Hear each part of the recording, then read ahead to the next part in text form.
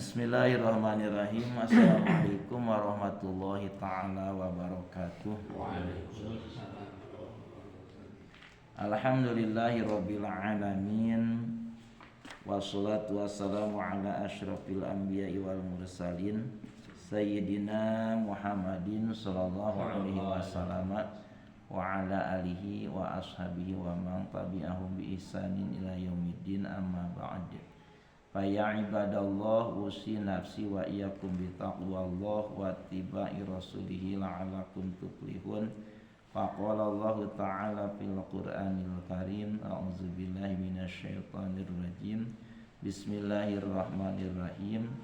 Ya ayyuhalladzina amanu taqullaha haqqa tuqatih wa la tamutunna illa wa antum muslimun. Shadaqallahul azim wa balagha rasuluhul karim, wallahu a'lamu bimuradih, wa nahnu ala zalika minasyahidin asyakirin, walhamdulillahi rabbil alamin. Hadirin kaum muslimin jamaah salat subuh yang dimuliakan oleh Allah, mari kita bersyukur kepada Allah dengan ungkapan kalimat tahmid alhamdulillahi rabbil alamin, yang artinya segala puji hanya milik Allah Rabbil alamin. Allah itu Tuhan semesta alam, yakni yang menciptakan seluruh alam, yang mengatur, yang memiliki seluruh alam. Alam adalah kullu ma siwallah bahwa alam, semua selain Allah adalah alam. Alam jadi ciri tentang adanya Allah. Makanya ketika kita melihat alam, mendengar alam, merasakan alam, harus menjadi jalan ingatnya hati kita kepada Allah Subhanahu wa ta'ala, agar kehidupan kita itu bernilai ibadah, karena selalu menghubung hati kita ingat kepada Allah Subhanahu wa ta'ala. Manusia dari mulai bangun sampai bangun kembali tidak lepas dari tiga hal: yang dilihat, yang didengar, yang dirasakan. Itu semuanya alam, bukti tentang adanya Allah Subhanahu wa ta'ala. Hadirin yang dimuliakan oleh Allah, mari kita lanjutkan kembali taklim dari kitab Bulughul Maram, masih dalam judul babu sholati tatawwi, babu sholati tatawwi, bab sholat tatawwu, sholat sunat. Di Subul Salamnya halaman 7, hadis ke berapa? Hadis ke-13.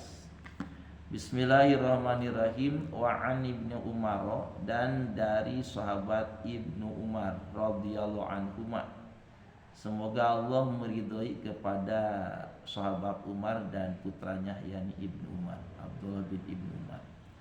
Qala, kata Ibnu Umar, qala Rasulullah sallallahu alaihi wasallam, telah bersabda Rasulullah sallallahu alaihi wasallam, yang isi sabdanya yang dinamakan dengan matan hadis, sholatul laili, sholat yang dilakukan di waktu malam, sholat sunatnya.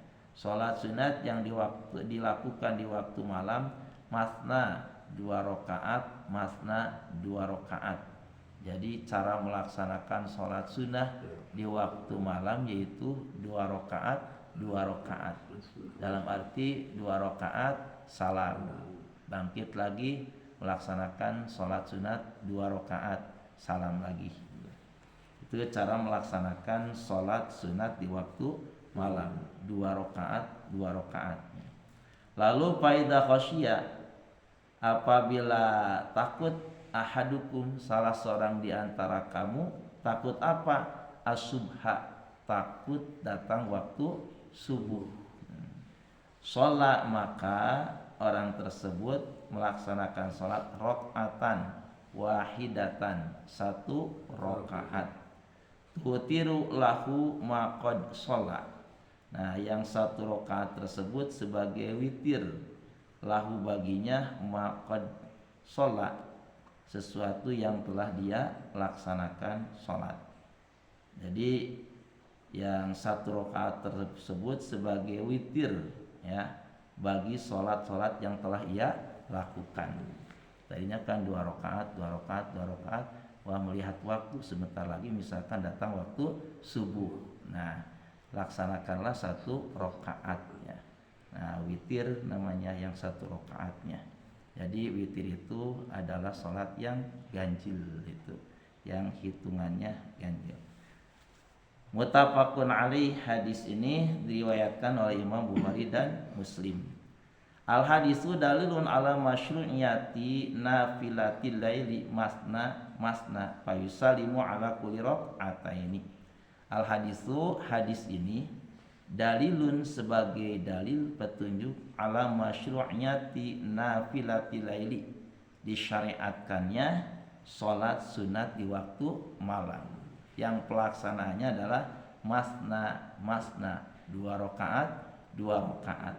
Fayusalimu, lalu orang yang melakukan sholat tersebut, sholat di waktu malam, sholat sunat di waktu malam tersebut yang 2 rakaat ala kulli rakaataini, ya, di atas setiap 2 rakaat. Jadi salamnya itu setelah 2 rakaat, 2 rakaat salam, bangkit lagi 2 rakaat salam itu. Kalau di hadis ini tidak ditentukan jumlah rakaatnya, ya. Sawaragna istilahnya, sawaragna, betah kena. Memang orang-orang yang betul-betul pecinta Allah apa betah itu dalam sholat itu. Sehingga Rasulullah sholat itu dijadikan sesuatu yang menyenangkan hati itu. Jadi sesuatu yang menyenangkan hati Rasul adalah ketika sholat, sampai kita terasa bengkak-bengkak kakinya, bakat lama berdirinya, panjang membaca surahnya setelah Fatihah. Ya, kita juga berusaha lah gitu. Nah, berusaha merasa enjoy, merasa betah, merasa tenang berduaan dengan Allah lewat sholat. Jadi 2 rakaat, nah, masih ada waktu lagi, bangkit lagi 2 rakaat lagi, masih ada waktu lagi, bangkit lagi 2 rakaat. Kalau sekiranya mepet, ya, sebentar lagi datang waktu subuh, nah diakhiri dengan sholat 1 rakaat, namanya sholat witir. Nah setelah itu istirahat sejenak, datang waktu subuh, nah nanti sholat sunat qobla subuh, berbaring dulu istirahat kan itunya, berbaring dulu. Di hadis yang kemarin kan Rasul berbaring gitu di atas lambung kanan untuk semangat lagi menghubung dengan Allah, komunikasi lagi dengan Allah, curhat lagi dengan Allah lewat sholat fardu subuh itu. Setelah itu zikir lagi, Pak. Kalau bisa sampai datang waktu isyraq, jadi nyambung dari malam itu, masya Allah ya. Pecinta ibadah begitu, Pak, selalu menghubung dengan Allah, ya, merindukan, ingin bertemu dengan Allah selalu, ya, dengan Allah, masya Allah. Kalau kehidupan kita selalu menghubung kepada Allah, hati kita ingat kepada Allah, rindu kepada Allah, cinta kepada Allah, selalu ingat kepada Allah, hidup kita akan diberkahi, dan apa yang kita lakukan, apa yang kita katakan, apa yang kita lihat akan bernilai ibadah manakala disertai hati kita selalu ingat kepada Allah. Fadzkuruni azkurkum, kata Allah, ingatlah kamu sekalian kepadaku, azkurkum, aku pun akan ingat kepadamu. Orang yang selalu ingat kepada Allah, sehingga Allah ingat dalam arti Allah akan mencurahkan rahmat dan ampunannya. Sungguh beruntung dan bahagialah orang yang hidupnya mendapat curahan rahmat Allah, mendapat ampunan Allah Subhanahu wa taala. Syaratnya kita harus selalu ingat kepada Allah.